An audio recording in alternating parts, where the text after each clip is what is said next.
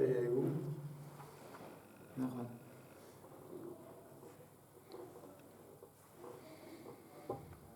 Donc le Rambam, qu'est-ce qu'il avait dit? On fait un bref résumé de ce que dit le Rambam.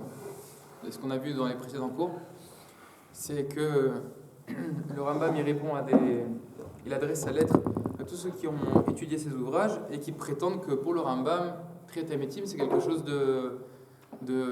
c'est pas un des fondements de la Torah, et le Rambam peut-être il n'a pas foi en Triyat Hametim. Alors le Rambam il a dit que ça ce sont des accusations fausses, et ce qui a amené les gens à penser cela, c'est que le Rambam il s'allonge sur le sujet du Olam Haba et il parle de manière succincte de Triyat Hametim. Et on avait dit que le Rambam il revient sur ces choses-là, que l'Olam Haba, Zeh Tachlit, c'est l'étape ultime de la création, et qu'il n'y a pas de forme de vie corporelle dans l'Olam Haba. Également, Akadosh Baruch Hu, il n'a pas, c'est des sujets qui sont proches l'un de l'autre, mais Akadosh Baruch Hu, il n'a aucune forme corporelle, il n'y a pas lieu de décrire. Ce qui dérange, c'est que le Triyat Hametim, c'est dans le Olam Haba. Et on dit que le Olam Haba, pas pour le Rambam. Pas pour le Rambam. D'accord. Maintenant, on prend la fusée de, je ne sais plus comment il s'appelle ce film, là, Retour dans le futur, et on se place juste dans l'époque historique du Rambam. On essaie de comprendre le Rambam, pas tout ce qu'il y a eu après, et toute la Torah des Mekoubalim, etc., auquel on est habitué aujourd'hui. Maintenant, là, on est dans la pensée du Rambam. Et le Rambam, il nous dit que il n'y a pas lieu de penser qu'Akadosh Baruch Hu, il a une forme, Physique. Il a une forme physique. Le Olam Haba, c'est entièrement spirituel, et les Malachim, c'est également une forme. Ce sont des entités spirituelles. Ils n'ont pas d'apparence corporelle. Mais, il dit le Rambam, si quelqu'un peut penser, s'il y a des gens qui pensent que le Olam Haba, il y a une forme de vie corporelle. Et il y a un endroit dans le Rambam où le Rambam il se moque un peu de gens qui pensent comme ça. Il dit, moi je pense pas comme ça. Mais peut-être eux ils pensent que, parce que le Rambam il explique que les membres, tout ce qui constitue le corps de l'homme, l'existence de ces choses-là dans l'Olam Haba, ce serait en vain. Pourquoi est-ce que j'aurais une bouche si j'ai pas besoin de manger, etc. Alors il dit peut-être que ces gens-là, qui pensent qu'il y a un corps dans l'Olam Haba, ils pensent que les gens seront faits d'une forme comme ça, uniforme, en cube ou des cercles. Il écrit comme ça le Rambam, c'est un des passages qu'on a sauté. Et peut-être que c'est ça ce qu'ils pensent. Bon, moi j'ai rien contre dire que Akadosh Baruch Hu il a une forme corporelle, ça c'est contraire de manière totalement opposée à la Torah. Mais qu'un juif pense que dans le Lama il y a une forme de vie corporelle, ou que les anges ils ont une forme de vie corporelle, c'est encore, il n'y a pas besoin de faire une guerre totale contre ces idées-là. Moi je ne suis pas d'accord, mais on peut accepter ces gens-là, ces opinions-là. Pas les adopter, mais les supporter, on va dire. Par contre, que s'installe l'idée dans le peuple d'Israël que Triyat Hametim, il n'y aura pas de retour de l'âme dans le corps, cette idée-là, elle est contraire au fondement de la Torah. Triyat Hametim, c'est un des fondements de la Torah, et ça, c'est inacceptable. Ça, il faut écrire contre, et l'Eitnagel, etc., etc. Supprimer cette opinion-là du peuple d'Israël. Pourquoi? Il dit le Rambam parce que ça amène à une hérésie totale, et aussi une hérésie par rapport à l'existence des miracles. Et donc, par rapport Rambam, c'est dans ce monde-ci qu'il va y avoir Triyat Hametim. Et celui qui rejette cette idée-là, c'est parce que pour lui, c'est impossible c'est-à-dire déjà, il pense que Akadosh Baruch Hu, il dépend un peu de la nature. C'est-à-dire que dans la nature, il y a un phénomène où les créatures meurent. Et ça, le Rambam, celui qui rejette l'idée de Triyat Hametim, alors c'est facile pour lui de penser que c'est-à-dire que les deux choses sont liées. Puisque je pense que Dieu, il n'est pas tout puissant, alors il ne fera pas revivre les morts. Et également, les miracles, le fait que les lois de la nature peuvent être mises en parenthèse, pour ces gens-là, c'est des choses qui sont dures à accepter. Et ces deux choses-là, c'est des fondements de la Torah. Le fait que Kadosh Baruch Hu peut intervenir et mettre entre parenthèses des lois de la nature, et le fait que l'âme repénétrera le corps, tout ça c'est un ensemble qui est fondamental dans la Torah. Et top, ça c'est ce qu'on a vu dans les précédents cours. C'est assez clair ou j'ai pas assez bien expliqué. Top. Ensuite, le Rambam il nous dit il y a eu un autre sujet sur lequel je suis mal compris, c'est sur mon interprétation du pasuk Vegar Ze'ev im Keves. Dans les prophéties de Yeshayahu, on nous dit que dans les temps futurs, le loup il habitera avec la brebis. Et certains lecteurs du Rambam ont dit tiens, c'est bizarre que le Rambam il dise que c'est une métaphore, que ça ne se passera pas de manière. Le pasuk il n'est pas à prendre au pied de la lettre. Et apparemment, il dit le Rambam, ces gens-là, qu'est-ce qu'ils pensent? Ils pensent que ça va se passer tel quel. Vraiment, dans les temps futurs, le loup il n'attaquera pas la brebis, il pourra cohabiter avec la brebis. Alors juste entre parenthèses, ce que je vais dire là, c'est pas écrit dans le Rambam, mais peut-être que les gens qui ont lu le Rambam, ils se sont dit, si le Rambam il interprète que Vegar Zevim Keves c'est une métaphore, c'est-à-dire que pour lui les miracles c'est quelque chose de loin pour le Rambam. Donc également il n'a pas foi dans Tret Hametim. C'est ce qui explique que le Rambam, pour moi c'est ce qui explique que le Rambam il réagit à ces deux sujets-là. Pourquoi est-ce qu'il réagit à ces deux sujets-là dans la lettre de Guéret Tret Hametim? J'ai essayé de chercher le lien entre les deux. Alors, peut-être que c'est le lien. Et en tout cas, il nous dit le Rambam, moi j'interprète que c'est une métaphore. Et je ne suis pas le seul. Il y a deux grands Chachamim qui ont procédé de la sorte. C'est le Rav Moshe Dikatila et le Rav Ibn Bal'am. Et on avait dit la dernière fois que Ibn Bal'am, c'est lui qui a écrit le Piyut Bezoché al-Mishka. Alors eux, ils interprètent aussi que Gar Ze'evim Keves, c'est une métaphore. Et puisqu'on n'a pas les photocopies, alors peut-être que je vais passer sur cette feuille-là, comment dire en hébreu, Bémof, Atzipor, en vol d'oiseau. Et alors il nous dit, on avait vu la dernière fois que le Rambam il dit allons maintenant dans le chemin de ceux qui pensent que c'est à prendre au pied de la lettre. Pourquoi est-ce que le loup va pouvoir cohabiter dans les temps futurs avec la brebis? Pourquoi? Ça, pour savoir, il faut lire la suite du pasuk. C'est à travers sa connaissance de Dieu. Donc représente-toi un peu, cher lecteur, peuple d'Israël, représente-toi la chose. Le loup, il est féroce et il est cruel. Il a un comportement qui est pas moral. Il attaque la brebis. Et dans les temps futurs, qu'est-ce qu'on te dit? Qu'il connaîtra tellement le divin qu'il fera tchouva et qu'il arrêtera d'attaquer la brebis. Et le Rambam il dit nous, Béhémet, c'est pas une idée c'est pas raisonnable de penser de la sorte. Oui, parce que c'est pas la nature du loup. Le loup, c'est quand il devrait une brebis. C'est pour la manger. Ok, mais après, comment dire, celui qui interprète les psukim, les fiapshat, il dit ok, c'est pas la nature du loup, mais il y aura une telle connaissance du divin que le loup, il changera son comportement. Mais chez les êtres humains, pas chez les animaux. Okay. Il y a une lettre du Rambam, pas du Rambam, du Rav Kook. Dommage que je viens d'y penser, dommage que j'ai pas retrouvé la lettre, que j'ai pas cherché. Il y a une lettre du Rav Kook qui dit que dans une lettre, le Rav Kook, dans le premier tome des lettres du Rav Kook, il dit que si je me souviens bien, il y a des avis dans la science, enfin il y a des gens en tout cas qui disent c'est ridicule de penser que les animaux ont un libre arbitre. C'est ridicule. Et le Rav Kook il dit il faut pas leur enlever totalement le libre arbitre. Il ne faut pas leur enlever totalement le libre arbitre. Il ne faut pas s'écarter totalement de cette idée-là qu'il y a un libre arbitre pour les animaux. C'est vrai qu'ils n'ont pas de libre arbitre, mais il se peut qu'ils ont un résidu de libre arbitre. Sinon, comment expliquer que les prophéties prophétisent que le loup va changer de comportement?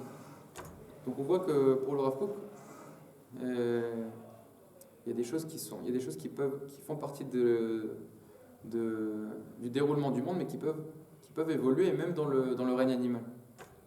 Mais les qualificatifs à utiliser pour présenter le loup, c'est de l'anthropomorphisme. Un loup, c'est pas cruel, c'est pas machin. Lui, il a faim, il va. Et s'il n'a pas faim, il est toujours tranquille. Alors ça, c'est intéressant ce que vous dites, c'est la suite du Rambam. Parce que le Rambam, il dit, on va voir dans la suite, le Rambam, il dit c'est pas comme le bélier. Que si on prend au pied de la lettre, dans la suite, le Rambam, il dit, si on prend, moi je ne prends pas cette prophétie-là au pied de la lettre. Mais si on la prend au pied de la lettre, alors il donne deux options pour interpréter cette prophétie. La première, c'est qu'il y aura tellement d'abondance qu'il n'aura pas tellement faim. Et ça, le Rambam, il dit, c'est la prophétie, elle est écrite dans un langage d'exagération. C'est pas vraiment qu'il n'attaquera jamais la brebis. Mais c'est comme s'il n'attaquait pas parce qu'il y a tellement d'abondance qu'il n'a pas besoin de manger des brebis. Et la deuxième interprétation qui donne le Rambam dans la suite, c'est que ce sera un miracle à prendre au pied de la lettre, mais que sur le mont du Temple. C'est ce qui est décrit dans la publicité de l'Intermarché. Ah oui, je l'ai vu, très bien. Et par contre, c'est bon, et ouais, je l'ai vu. Ah oui, si on m'envoie quelque chose, je regarde. Et il y a un... Bon, c'est normal, je comprends que c'est par rapport à Noël. Oui, c'est par rapport au fait. On sent le côté... C'est mercantile, quand même. On sent le côté chrétien de la publicité, quoi. Mais si on place ça dans le contexte que c'est pas qu'il aura plus faim, etc. Il faut voir le reste du passage, que les épées se transformeront en charrues. Alors on parle d'un monde où on est arrivé à de paix totale. Mais est-ce que ça pénétrera jusqu'au règne animal? C'est ça la question. Toi? Le règne animal, il est là pour l'homme. Non? Oui, mais il reste animal. Ben oui. Il a son niveau à lui. Il a son importance, mais pas. Mais le tachlit, c'est de la création, c'est l'homme. Top.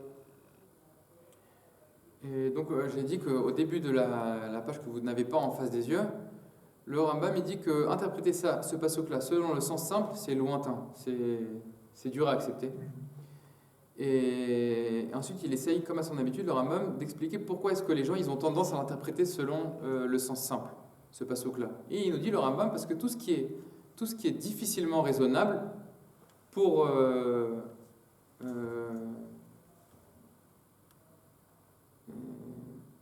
le Hamon, c'est directement placé dans la catégorie des miracles. Ah, il y a quelque chose qui est pas très intelligible, qui est pas très compréhensible. Ah, c'est parce que c'est un miracle. Si on t'explique quelque chose qui dépasse un petit peu ta pensée, hop, tu le mets dans la catégorie des miracles. Le Rambam il dit ça, c'est pas mon chemin.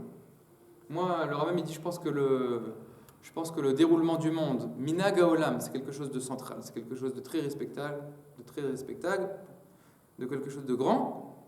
Et donc toute chose qui, si je ne suis pas obligé de dire que c'est un miracle, dit le Rambam, à cause de la tradition ou à cause de preuves totales, j'ai plutôt tendance à expliquer que ce pasuk-là, c'est une métaphore et que le monde il va poursuivre son déroulement habituel avec des améliorations, etc. Mais je ne vais pas dire avec facilité que hop, ça c'est un miracle. Non. La phrase du Rambam importante, c'est Va'anachnu nishtadel lekabetz ben la Torah va muskal. Nous, notre habitude à nous, c'est de réunir la Torah et l'intellect et de faire en sorte qu'ils aillent ensemble. Venanig advarim al seder tivi efshari. Toutefois que c'est possible, on expliquera les choses de manière naturelle qui peuvent cohabiter avec le déroulement habituel du monde. Et là, מה שהתבהר בו שהוא מופת, ולא ייתכן לפרש כלל, אז נצטרך לומר שהוא מופת. C'est-à-dire,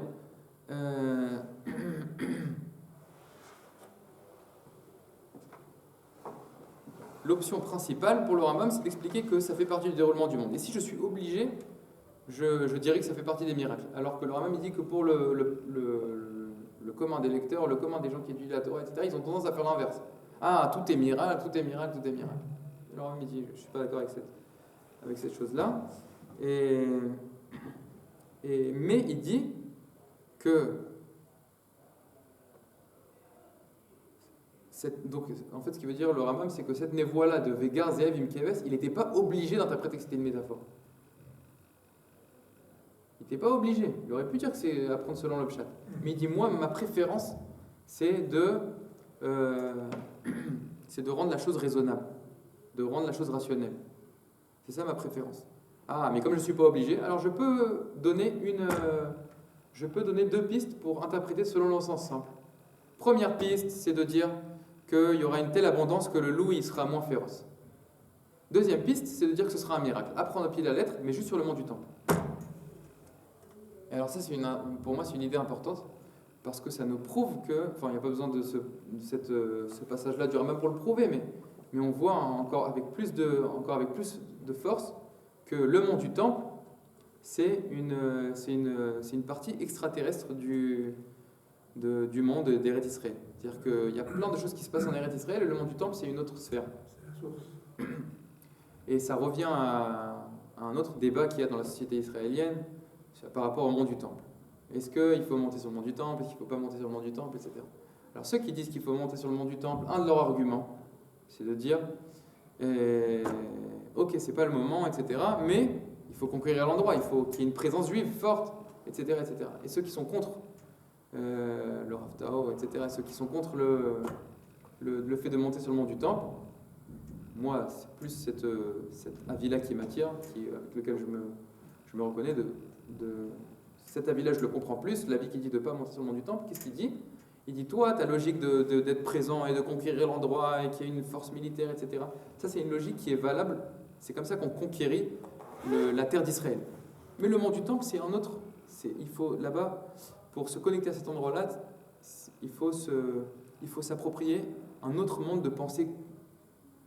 Un monde de pensée qui est complètement différent, parce qu'on est dans une autre sphère. Donc tous les shikulim, tous les arbitrages que tu fais dans la terre d'Israël, ça s'arrête à la terre d'Israël. Le mont du temple, c'est complètement autre chose. Bon, ça, je comprends ça. C'est Shar HaShamayim. C'est Shar HaShamayim. Parce que pour nous, parce que l'attachement, c'est pas l'attachement physique, c'est l'attachement spirituel. Maintenant, pour affirmer notre légitimité et notre attachement au monde, qui vit dans un monde matériel, peut-être qu'il faut gab quoi. Toujours en est-il que ce que je voulais dire, c'est que là on le voit encore, ça nous aide à nous rattacher encore plus à cette idée-là. Il y aura une situation mondiale où le loup il ne changera pas son comportement. Par contre, sur le mont du temple, oui, s'il y a un loup là-bas et une brebis, le loup il fera rien à la brebis, même s'il n'a pas mangé depuis 2 mois. Pourquoi? C'est une autre sphère. Oui, mais c'est même de nos jours, c'est une autre sphère. Alors que dans le passé, on parle du temps à venir. C'est une autre, même de nos jours, c'est une autre sphère, mais est-ce que ça se dévoile? Non. Il y a des choses qui sont potentielles et des choses qui font partie de la Metsiout proche. Parce que quand tu dis que le monde du temps, c'est hors de l'espace, c'est aussi hors du temps. Donc je veux dire, est-ce que la Baba, c'est...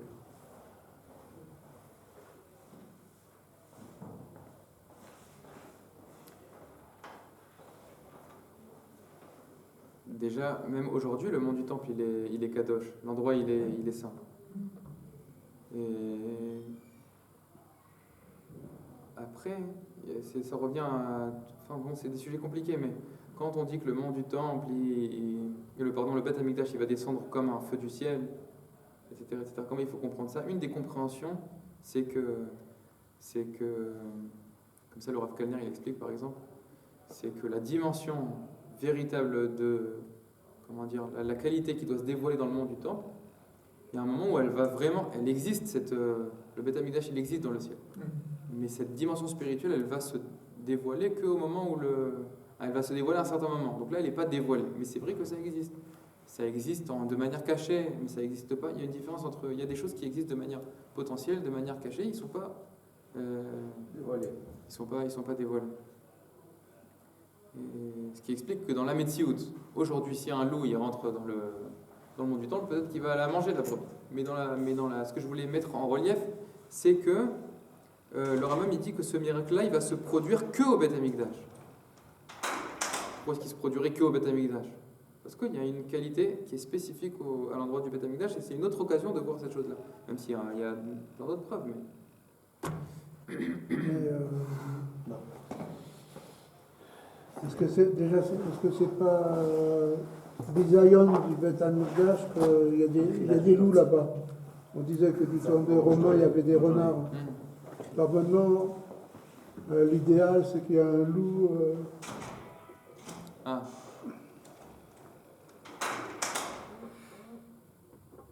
C'est une métaphore aussi, peut-être.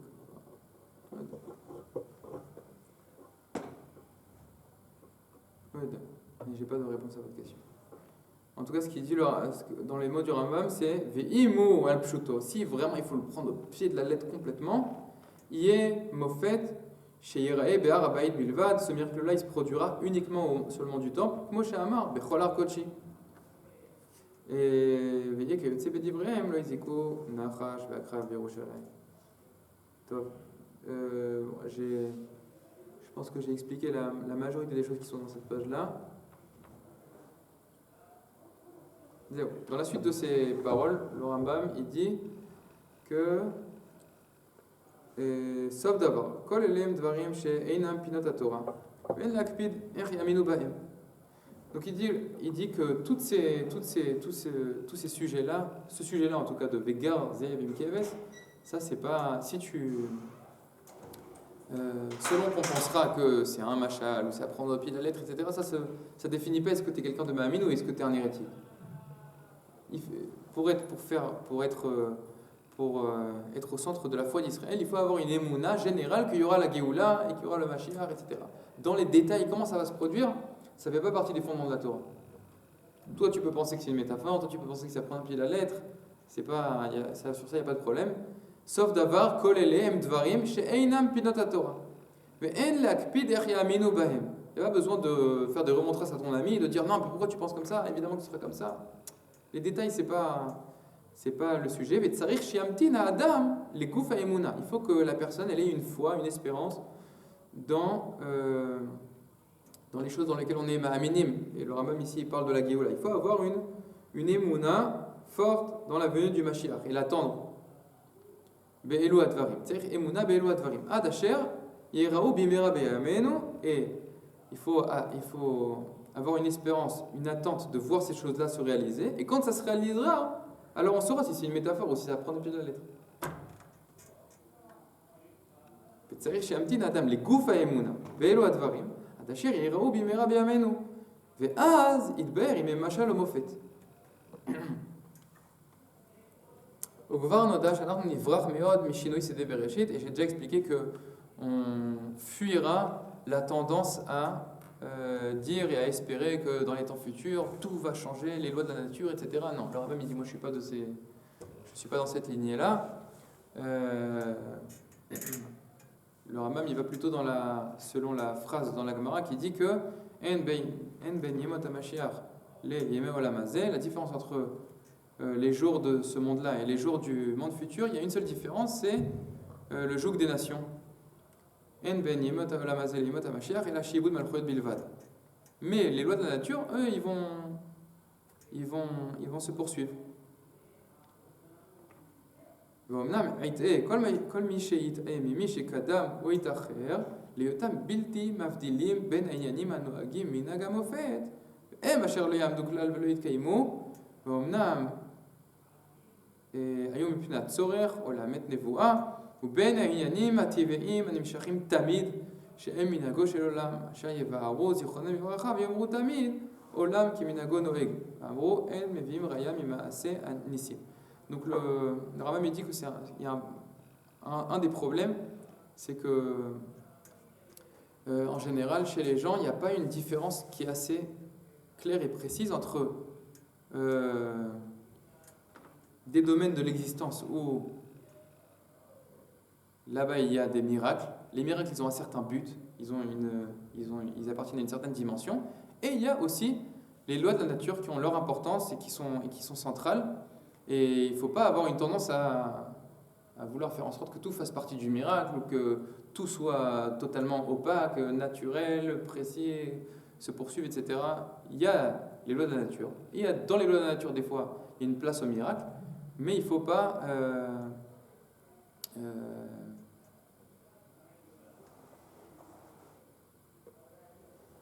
flouter la différence entre les deux et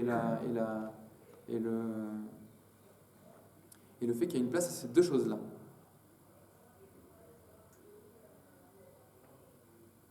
À l'inverse, il y a des gens qui ont tendance à dire, voilà, ça c'est un miracle, ça c'est un miracle, ça c'est un miracle, ça c'est un miracle. Non, il dit le Rambam, le fait que le loup il attaque la brebis, ça dans Yemot HaMashiach, ça ne va pas changer. Et Amar Shlomo, qui colle, Asher Yaseh Elohim, ou Leolam, Alav En Leosif, Umimeno En Ligroa. Il ramène un pasuk de Shlomo, le Rambam, qui dit que tout ce que Kadosh Baruch Hu a fait, a créé, ce sera pour l'éternité. Il n'y a rien à rajouter sur la création de Dieu, il n'y a rien à enlever. Inegvar Idver Sheinanim Ativeim, Mishachim Tamid al Minageem, Ugvar Baranu Gamken Ze, Memorenu Vochim, Bedavorenu Bechidush Haolam.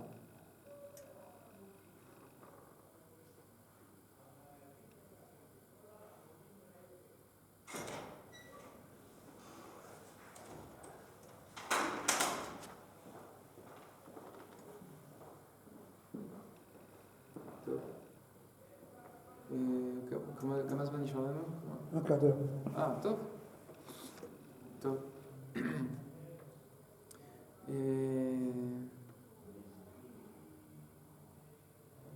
Donc dans la page 14, on va un peu vite parce qu'on n'a pas le texte en face des yeux, mais dans la page 14, le Rambam, il revient sur la raison pour laquelle les gens se sont trompés dans sa relation à Triataméti.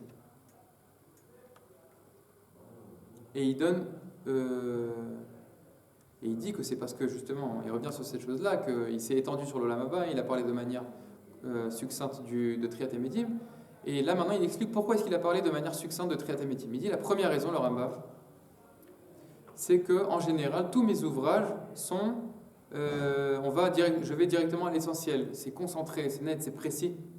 ואין כוונתנו להגדיל גוף הספרים ולא לכלות הזמן במה שלא יביא אל תועלת. Si je n'ai pas une nouveauté, un chidouche à apporter, je ne m'allonge pas dans mes écrits. ולזה כשנפרש, לא נפרש אלא מה שצריך לפירוש. Donc c'est pour ça que quand j'explique quelque chose, j'explique que ce qui doit être expliqué. J'ai pas vocation à écrire des ouvrages où je concentre tous les endroits dans le Talmud où on a parlé du sujet Aleph. Non, ça, tu veux, ouvre un dictionnaire ou étudier avec quelqu'un qui a une grande connaissance de la Torah. Moi, je veux apporter un profit qualitatif au lecteur. L'on est faresh la mesh tzarich leferush ou bashiur chez Uvan levad, et uniquement ce qui peut être compréhensible. Donc chez Nechaber, l'on nechaber rak Kitsur Einyanim. Et quand j'écris uniquement de manière concentrée. Ça, c'est la première raison. La deuxième raison, il dit le Rambam, c'est que quand j'explique quelque chose, Adavar Hasheni, Sha'aracha, Omnam, Tiye, Betsiur, Inyan, Ne'elam, Ad Sheishlam, Tsioro. Donc, je n'explique que ce qui est explicable, que ce qui, il y a des sujets comme ça qui ne sont pas correctement appréhendés. Pourquoi ? Parce qu'ils sont lointains dans la pensée. C'est dur à appréhender. C'est dur à comprendre. C'est trop abstrait. Alors je rapproche ça de la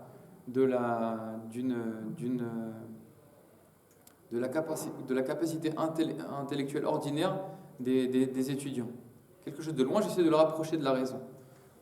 Et donc quand je peux faire ce travail-là, je le fais. Et alors même il a expliqué que dans Triatamétim, il n'y a pas à faire cela. Et donc dans cette configuration-là, je ne le fais pas. Donc, quand est-ce que je me rallonge ? Il dit le Rambam, Zeye betsiur inyan ne'elam, pour appréhender une représentation des choses qui est difficile, qui est cachée, et je le ferai, Ad sheishlam tsiuro, et je vais expliquer jusqu'à que la chose elle soit bien représentée, bien comprise.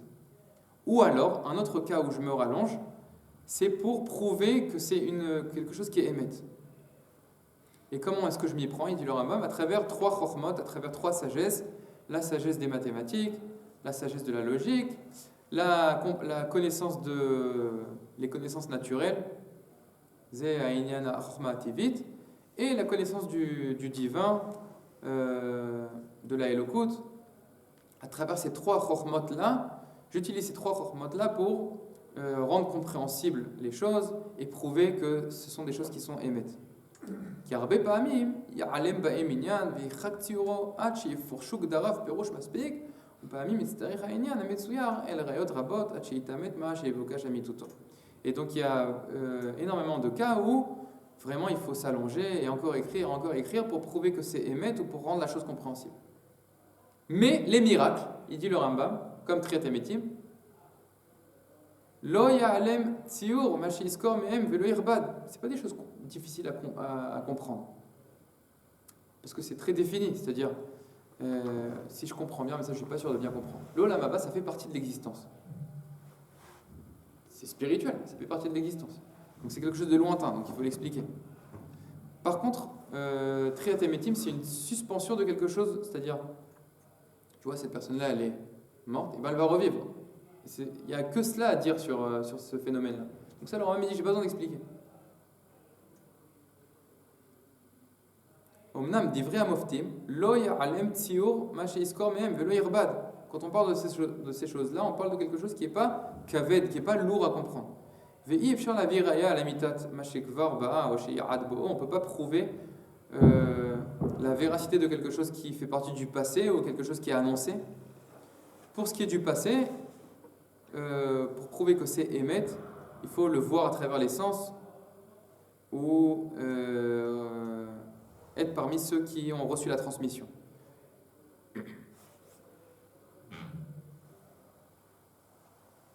Donc c'est la raison pour laquelle l'Olam Haba, je me suis allongé sur l'Olam Haba, mais dans notre Triat Emetim, j'ai été concis.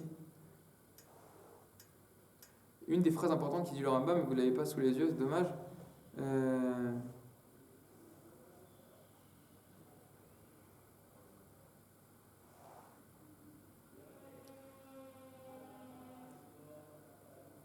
C'est que tout ce qui fait partie des miracles par exemple de Triat Emetim, c'est inyan, sheu yotze chutz leteva ametziut. C'est quelque chose qui est en dehors de la nature du monde, la nature de la réalité. Ve'en re'aya alav mitzad hayun, c'est-à-dire tu peux pas apporter des preuves et des raisonnements intellectuels et t'investir spirituellement et investir ton esprit pour prouver la chose, parce que c'est quelque chose qui est en dehors de la metsiout. Comment dire? Et donc, si j'ai bien compris, c'est que l'Olam Haba, ça fait quelque part partie de la metsiout, pas la metsiout proche, mais une metsiout cachée, abstraite. Alors, pour appréhender la chose, il faut faire un effort. Donc le Rambam dit, j'écris sur cette chose-là pour comprendre, est-ce qu'il y a quelque chose de corporel là-bas? Il n'y a pas quelque chose de corporel, et il écrit, je vais te prouver qu'il n'y a pas quelque chose de corporel, puisque là-bas on ne mange pas et on ne boit pas, etc. Donc ça, je m'allonge sur cette chose-là. Mais Triat Emetim, c'est quelque chose qui est en dehors de la Metsiout. La Metsiout, c'est quelque chose où on meurt. C'est quelque chose où après la mort, l'âme, elle va dans le Olam Haba. Et là, il y a une coupure dans la Metsiout, c'est Triat Emetim. Ça, sur ça, j'ai rien à dire, il dit le Rambam. J'ai pas besoin de me rallonger sur cette chose-là. Et ça, c'est ma compréhension de la Y Triat Emetim. Je ne sais pas si j'ai bien compris ce qu'il dit le Rambam. C'est pour ça que j'ai souligné la phrase Ve'u inyan yotze chutz leteva ametziut ve'en re'aya alav mitzad hayun.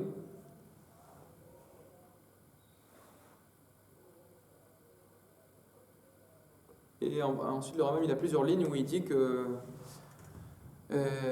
donc qu'est-ce qu'on attend de moi? Qu'est-ce que vous attendez de moi?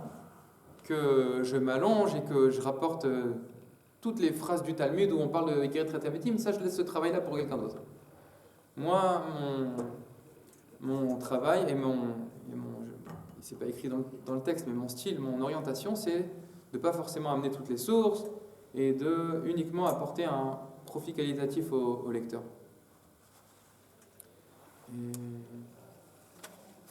Si amenons, je sais. 7 minutes. Wow, top. Et donc on avance à grands pas puisqu'on n'a pas les photocopies. Mais on va à l'essentiel.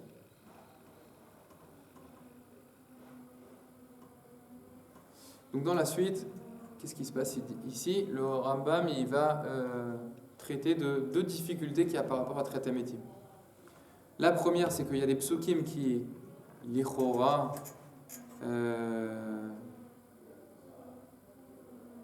peuvent s'opposer à l'idée de Triat Ametim. Et la deuxième chose, le deuxième sujet sur lequel le Rambam il veut s'attarder, c'est que Triat Ametim, ce n'est pas exposé de manière claire dans la Torah. Donc c'est de ça qu'il parle dans la page 15, dans la page 147.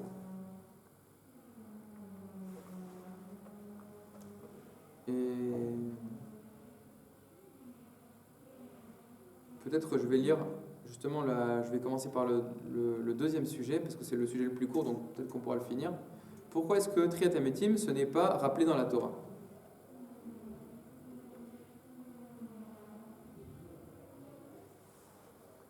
C'est dans la prochaine page qui répond à ça. Donc il dit le Rambam, peut-être on reviendra sur ça la prochaine fois.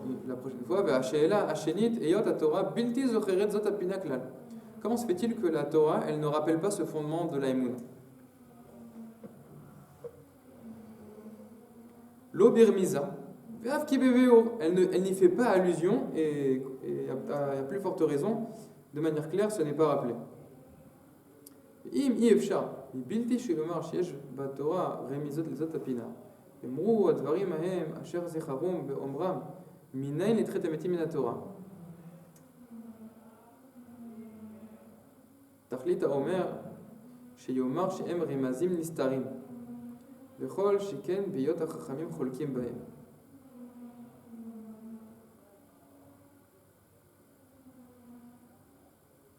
ותהיה זאת השאלה השנית, למה לא זכר את זה בגלוי ובביאור שלא יסבול פירוש? אבל נזכר לפי דברי החושב כמי שיסתתר לאמור דבר וירצה לסותמו. Donc il dit le Rambam que quelqu'un pourrait prendre la Gemara dans ma série de Sanhedrin, nous dire comme bétar que Triat Ametim c'est rappelé dans la Torah.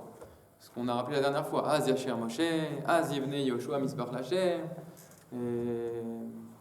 Après, il y a un autre passage dans la Torah où Akadosh Baruch Hu il dit à Moshe Rabbeinu, que je crois que c'est la parashat Shavua, que Akadosh Baruch Hu il dit, de la semaine dernière, pardon.